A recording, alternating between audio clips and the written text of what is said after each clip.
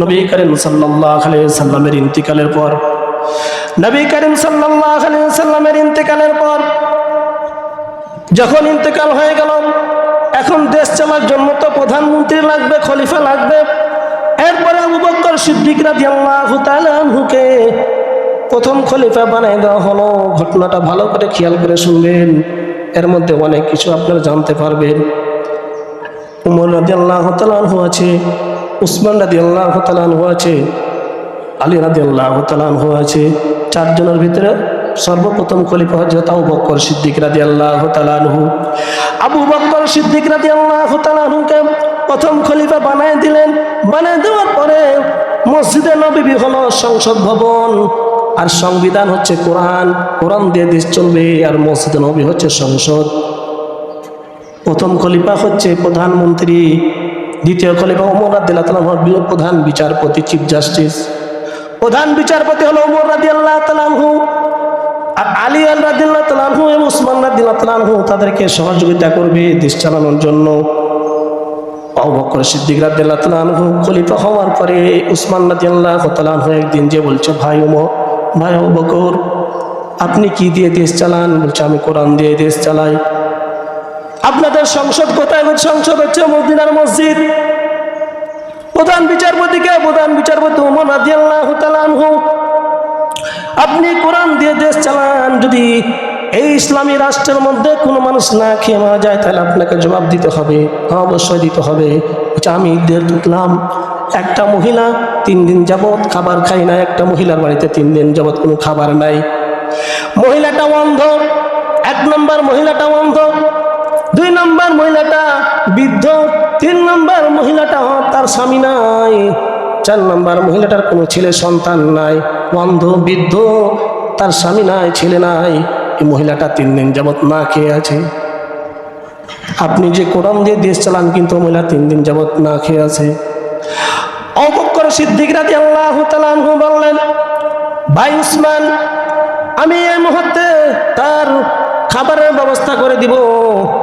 এই বাইতুল মাল থেকে, সরকারি গুদাম থেকে তার খাবারের ব্যবস্থা হয়ে যাবে। উসমান রাদিয়াল্লাহু তাআলা আনহু বললেন যে, হে আবু বকর রাদিয়াল্লাহু তাআলা আনহু, হে ভাই আবু বকর, আপনি যে খাবারের ব্যবস্থা করবেন, কিন্তু সে মহিলাটা অন্ধ, রান্না কে করবে? তার কাপড় চোপড় কে ধুয়ে দিবে? তার বাড়িঘর কে পরিষ্কার করবে? থালা বাসন কে মেজে দিবে? রান্না কে করবে? আবু বকর সিদ্দিক রাদিয়াল্লাহু তাআলা আনহু বললেন, এই মুহূর্তে তো কোনো খাদেম পাওয়া যাবে না, কোনো কর্মচারী পাওয়া যাবে না। ওই মজলিসের ভিতরে প্রধান বিচারপতি ওমর রাদিয়াল্লাহু তাআলা আনহু দাঁড়িয়ে গেলেন।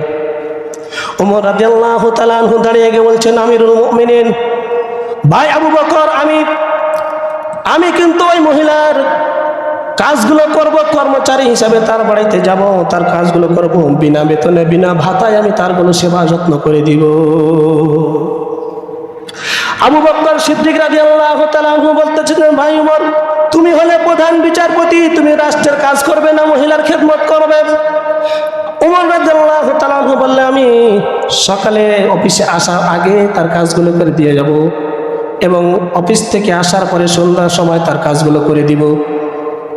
ওমর রাদিয়াল্লাহু তাআলা আনহু কর্মচারী বানায় দিলেন, ঠিক আছে যাও, যেন তার কোনো অসুবিধা না হয়, কষ্ট না হয়। আমার বন্ধুগণ, আমার ভাইরা, ওমর রাদিয়াল্লাহু তাআলা আনহু পরের দিন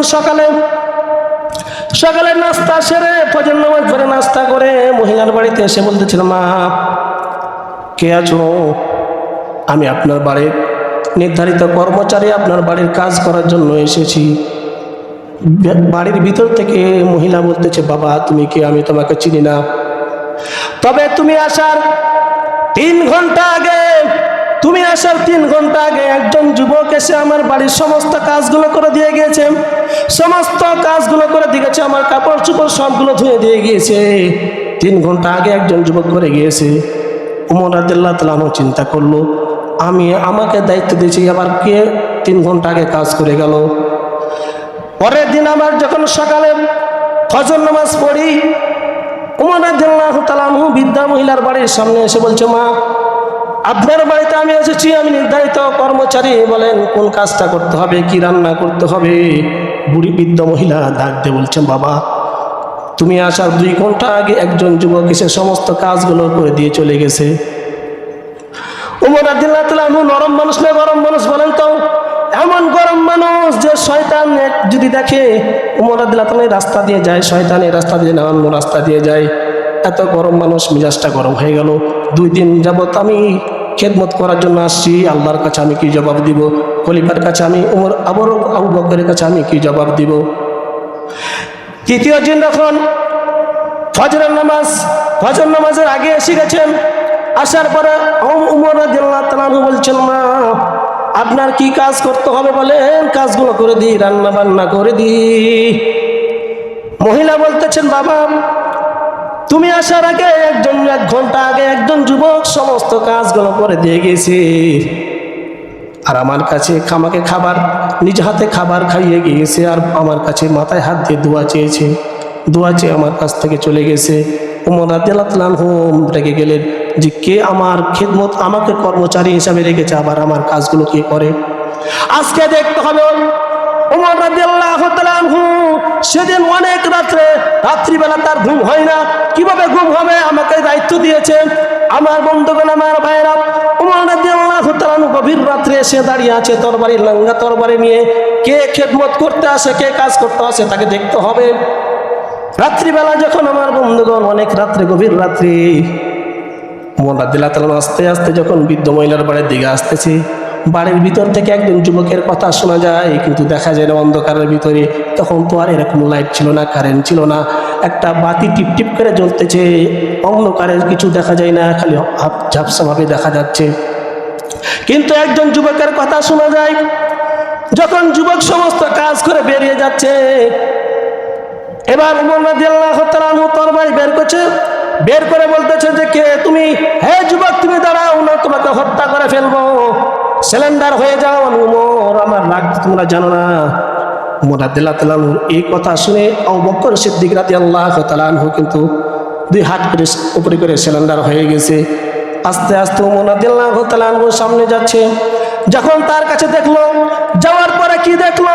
এরা তো আর কেউ না, আমাদের প্রথম খলিফা আবু বকর সিদ্দিক রাদিয়াল্লাহু তাআলা। আবু বকর সিদ্দিক রাদিয়াল্লাহু তাআলাকে দেখে তরবারি ফেলে দিয়ে বলতেছে, ভাই আবু বকর, কি ব্যাপার? তুমি আমাকে দায়িত্ব দিয়েছো, তুমি চুপে চুপে কাজগুলো করে যাচ্ছ। আবু বকর সিদ্দিক রাদিয়াল্লাহু তাআলা উমর রাদিয়াল্লাহু তাআলাকে জড়িয়ে ধরে কান্না করতে লাগলেন, ভাই আবু বকর, এই কাজ কেন আপনি করলেন? উমর রাদিয়াল্লাহু তাআলা বললেন যে ভাই আবু বকর, আপনি এই কাজগুলো কেন করলেন? আবু বকর সিদ্দিক রাদিয়াল্লাহু তাআলা উমরকে ডাক দিয়ে বলছে, ভাই উমর, আমি তোমার প্রথমে খলিফা হয়েছি, সুতরাং আল্লাহ রাব্বুল আলামিনের দরবারে আমাকে প্রথমে কি দিতে হবে? কি দিতে হয় বলেন তো? হিসাব দিতে হবে। এই জন্য আমি হিসাব দিদি, আমি তোমাকে যে দায়িত্ব দিয়েছি, তুমি ঠিক মতো দায়িত্ব পালন করছো কি না পালন করছো, এই জন্য আমাকে তো হিসাব দিতে হবে। আমি যেহেতু কি খলিফা, আমি হচ্ছে প্রধানমন্ত্রী, সুতরাং তোমার আগে আমাকে যেহেতু আল্লাহ দরবারে হিসাব দিতে হবে, এই জন্য আমি চুপে চুপে সেই কাজগুলো করে দিয়ে যা। আমার বন্ধুগণ, আমার ভাইরা, তারা ছিল প্রধানমন্ত্রী, বাংলাদেশের প্রধানমন্ত্রী, বাংলাদেশের রাষ্ট্রপতি।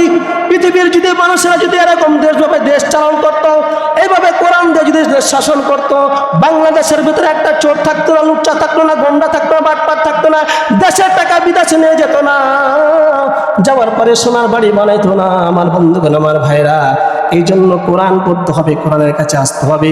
আমরা যদি কোরআনের কাছে আসতে পারি, কোরআন ধরতে পারি, কোরআন দিয়ে দেশ চালাতে পারি, বাংলাদেশটা সোনার বাংলা হয়ে যাবে। জোরে বলেন ঠিক কিনা?